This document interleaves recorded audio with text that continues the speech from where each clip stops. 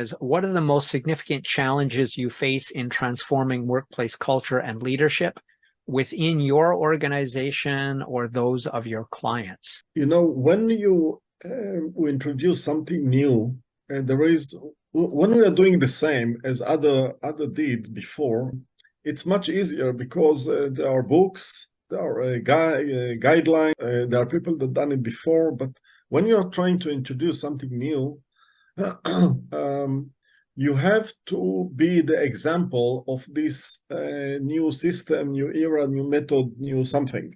And in the beginning, it's very crucial to understand that there is one human being. It probably usually starts with one human being, and then if it catches, it has to multiple itself.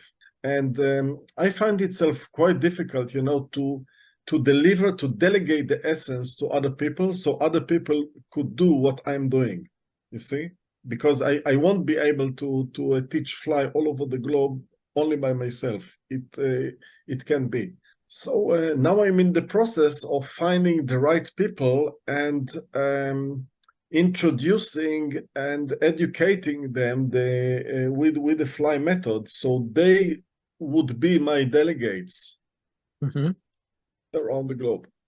So regarding that, it reminds me of something not specifically related to what you do with your fly artistic method, but also with, there's something called hung or hung, which is actually a type of drum. It's commonly known as hang drum.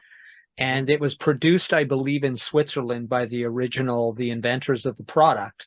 And it's basically, it's a dome-shaped, it's like, the steel drums of the Caribbean. So they're like that, except they're actually positive shaped, positively curved rather than negatively.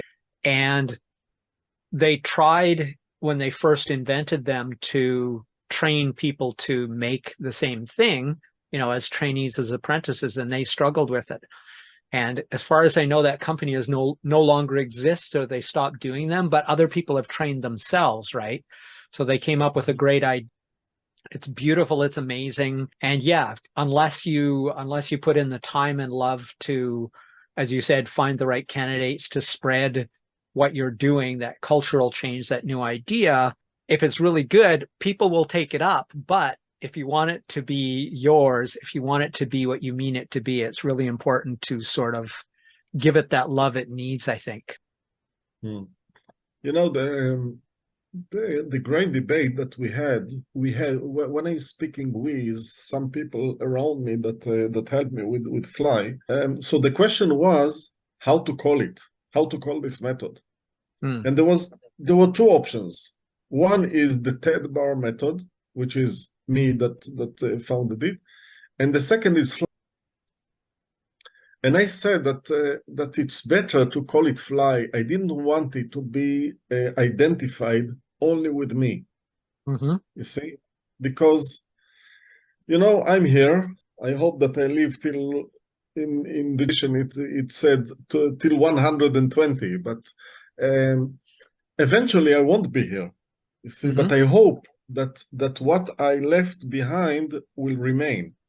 My writings, my ideas, the fly method would remain, and it won't be Ted Barr. It would be fly. I understand that. Actually, that reminds me of a little thing that I was told many years ago from one of my science teachers. And that is, if you're a scientist, now this applies to many things, including what you do.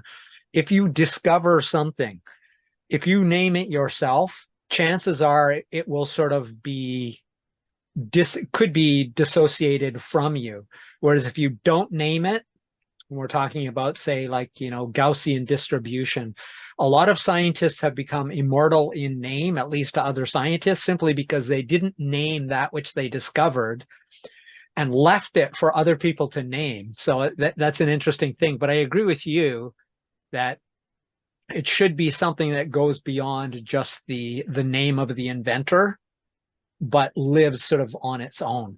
So the next question then is... I would like to add to that. Oh, please do. I wrote in one of my articles that a great innovation can be done by an individual, but a revolution is a collective effort.